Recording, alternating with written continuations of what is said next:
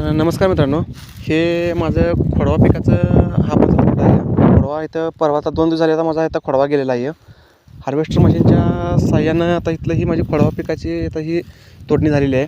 तुम्ही बघता हे पाचट आता व्यवस्थित सगळं पडलेलं आहे. हार्वेस्टर मशीनच्या साहाय्यानं तोडणी झाल्यामुळं पाचट सगळं व्यवस्थित असं सगळं सरीतनं बोधावर सगळं पसरून पडलेलं आहे. तर आता माझं एक खोडवं गेलेलं आहे आता. तर आता माझ्यासमोर पर्याय काय आहे की आता मला उन्हाळ्यामध्ये आता इथं मला मका पीक घ्यायचं आहे. तर आता मका घ्यायचं झालं तर इथं आता मला काय करायला पाहिजे, तर हे एक तर पाचट जाळायला पाहिजे, नसेल पाचट ठेवायचं असेल तर मला मग ह्यात रोटर मारायला पाहिजे. रोटर मारून मग पलटी मारणार, मग पलटी मारून परत रोटर मारणार, मग सऱ्या सोडणार.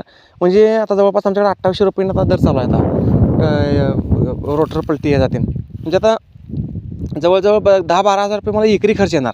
माझा या 3 एकरला मला नाही म्हटलं तर 36,000 रुपये, म्हणजे जवळपास 35-40,000 रुपये माझे असे वरच्यावर जाणार आहेत माझे सगळं आता इथं नुसता काय करण्यापूर्वी. मग आता मी काय विचार केला आहे, काय सुद्धा करायचं नाही. आता हे पाचट पडलं आहे, हाय असं पडलं पडून दे. आता हे काय निडवं काय एवढ्या जोरात काय फुटणार नाही. त्याच्यापेक्षा आपण काय करायचं, आता लगेच ह्याला मी हाय असं पाणी पाजायचं आणि बोधाच्या दोन्ही बरकाडीला मका टोकून घ्यायचा. 3 एकरमध्ये आता मी मका टोकण्याचा विचार केला आहे. एक 50% मका आपण वैरणीसाठी करायचा. वैरणीला वगैरे उन्हाळ्यामध्ये दर असतो आहे, तर वैरणीला मका विकून टाकायचा आणि 50% जो काय मका असणार आहे तो आपण पिकासाठी ठेवायचा. असा विचार करून मी आता त्या मका पीक करण्याचा निर्णय घेतला आहे. तर पहिल्यांदाच मी असा प्रयोग करायला लागलो आहे की काहीसुद्धा करायचं नाही ह्याच्यामध्ये, नांगरट नाही, काय नाही. डायरेक्ट मका टाकण्याचं दोन्ही बरकाडीला.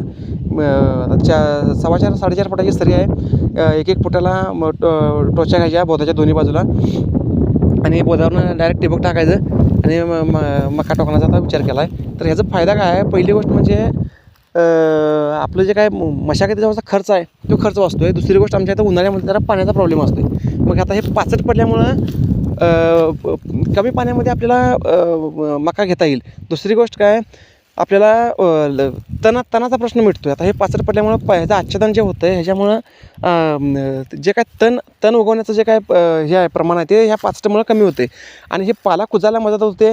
जीवाणूंना जीवाणूंना आश्रय होतो आहे. माझं कसं आहे, मी जास्तीत जास्त सेंद्रिय माझी देशी गाईचं जे काय हे आहे आपलं जीवामृत वगैरे आहे ते जीवामृत वगैरे टाकून मी जास्तीत जास्त सेंद्रिय शेती करण्याचा प्रयत्न करतो. मी रासायनिक वापरतो नाही असं नाही, पण एकदम कमी, एकदम 25%. आता मी एकदम 25%वरती आलेलो आहे.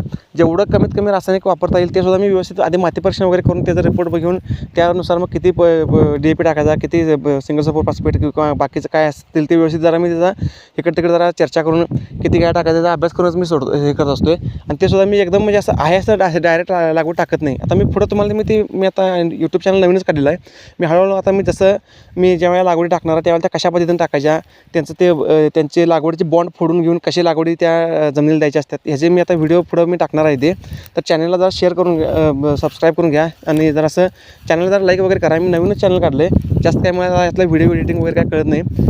अजून मी जरा ते बऱ्यापैकी शिकून घेणार आहे आणि मोबाईलचा जरा क्लॅरिटी पण कमी आहे, त्यामुळे जरासं समजून घ्या. तर आता पहिल्यांदाच मी आता हे असं प्रयोग करतो आहे की आता आहे असं पाला ठेवणार आहे मी आणि आता उन्हाळ्यामध्ये मका घेणार.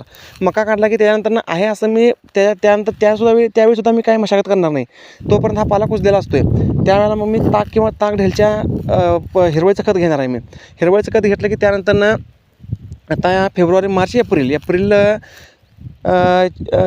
मेच्या शेवटपर्यंत म्हणजे मका निघतो आहे आपला. त्यावेळेला म्हणजे मिरगाच्या टायमाला बरोबर ताक टोकरून टाकायचा. तिथनं पुढं 2 महिन्यात ताक कापायचा आणि मग त्यावेळेला मग डायरेक्ट हे करायची मशागत. त्यावेळेला सुद्धा बैलांना मशागत करायची. त्यावेळेला बोध फोडायचं आणि मग तोपर्यंत हा पाला आहे असा हा पाला पण कुजलेला असतो. बऱ्यापैकी याचं आच्छादन चांगलं झालेलं असतं. तोपर्यंत आपलं जीवामृत वगैरे सोडून इथं जीवाणूची संख्या चांगली वाढलेली असते आणि बऱ्यापैकी जरासं म्हणजे सेंद्रिय कर्ब वगैरे वाढण्यासाठी याची मदत होते. तर या दृष्टीने आता मी जरासं प्लॅनिंग केलेलं आहे. तर आता माझी ज्या वेळेला लावण होणार, आता माझी लावण होणार कधी सप्टेंबरच्या दरम्यान लावण होणार, तर त्याच वेळेला आता मी डायरेक्ट आता ह्याच्यामध्ये मशागत करणार. तोपर्यंत आता यामध्ये काही मशागत करायची नाही असा निर्णय घेतलेला आहे. तर बघूया, पहिल्यांदाच मी हा प्रयोग करत आहे. तर तुम्हाला जरा तुमच्यापैकी कोणी जर काय असे प्रयोग केला असाल तर जरासं मला जरा म्हणजे कमेंट करून सांगा जरा बाबा काय ह्याचं काय म्हणजे तुमचा अनुभव कसा होता, काय होता. बघूया आता मी पहिल्यांदाच करणार आहे, कसं होईल तसं होईल. काय शेवटी कमीत कमी नुकसान तरी काय होत नाही. आणि फक्त काय जरासं हे निडवं ज्यावेळेला फुटून येणार आहे त्यावेळेला जरा मला कुदळीने जरा ते तासला लागणार आहे. एवढंच फक्त एक वेळ जरासं मला जरासा त्रास होणार आहे, पण माझा भांगलणीचा खर्च वाचतो आहे, पाण्याचा खर्च वाचतो आहे. तर पहिल्यांदा मी हा प्रयोग करणार आहे.